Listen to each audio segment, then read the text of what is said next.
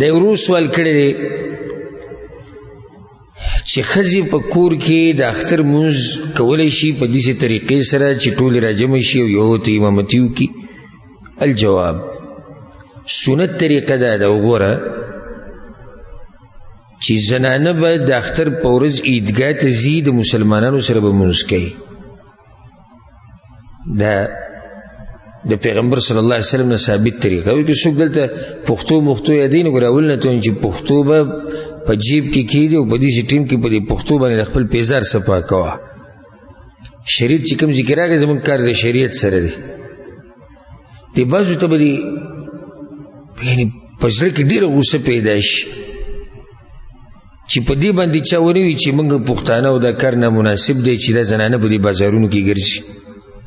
چا ویلي چیرې موږ پښتانه یو د زنانه دې بازارونو ته ځي او په دې بد حال باندې ګرځي د اختر په شپه چې یو بازارونو کې کم قیامت جوړي او دا ښځې او سړي او هلکان او جنکۍ ګډې وډې.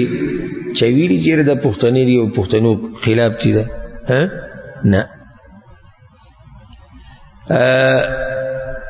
په ودونو کې چې کوم ګډاګانې کېږي او کوم پروګرامونه کېږي او پردي سړي دننه راځي او بې پردګي کېږي، یو کس دا نه وایي چې پښتو.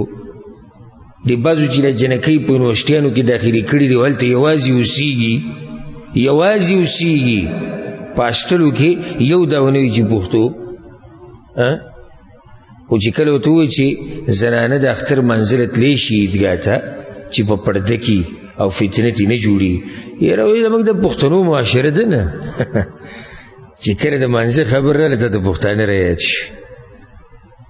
یو زنانه منزله روانه ده نو تا ته دې ټیم کې رایاد شي چې فتنه جوړېږي او په بازار کې چې ګرځي په دغه لوپټه کې چې هغه د سر نه خویدلي او مخ یې ښکاری او تشي ټول ښکاری او هلکان جنکو له نمبرې ورکوي غزاري ورته او جنکۍ هلکانو ته نمبرې ورکوي غزاري و بازارونو کې یو بد حل جوړي. تا ته دغه ټیم کې پښتو نه رایدي.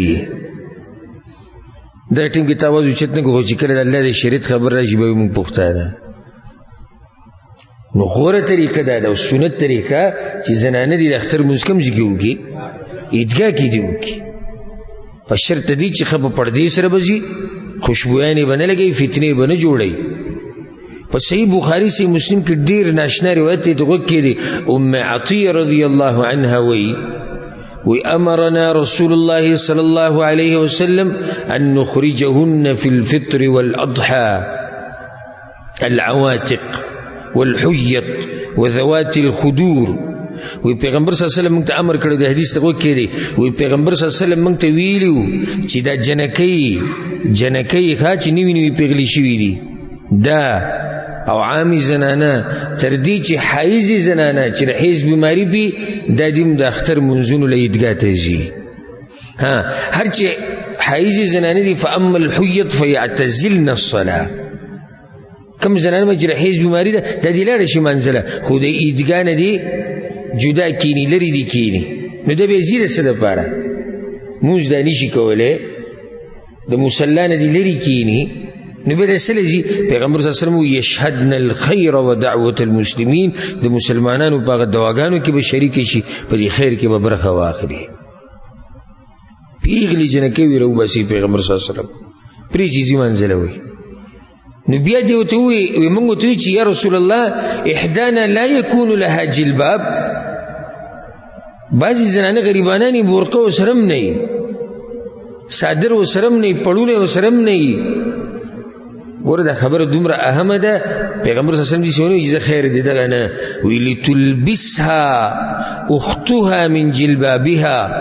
بس یو خور دې د هغې راولګي هغې دې کپړه ورکړي که نه دې په ځان راواچوي که نه خورای دې شي منزله.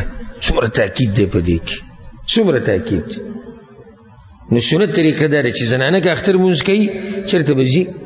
عیدګاه ته به ځي. هر چې کوم سوال کې دا صورت جوړ شوی دی چې په کور کې زنانه را جمع شي او یو زنانه ولا جمع ورکوي نو دا نه دي ثابت. د صحابه کرامو په دور کې نه د پیغمبر صلی الله علیه وسلم د بیبیانو نه ثابت دي، نه د صحابه کرامو د بیبیانو نه ثابت دي، نه پیغمبر صلی الله علیه وسلم دا طریقه ښوولې ده. نو دا بدعت دی چې زنانه ځان له په کورونو کې را جمع کېږي او د اختر منځونه کوي. دا نه دي ثابت. که زنانه اختر منزله ځي عیدګاه ته دې لاړې شي. خو ځان له کور کې را جمع کېده او بیا یو زنانه دي هغوی له امامتي ورکوي دا نه دي ثابت والله اعلم.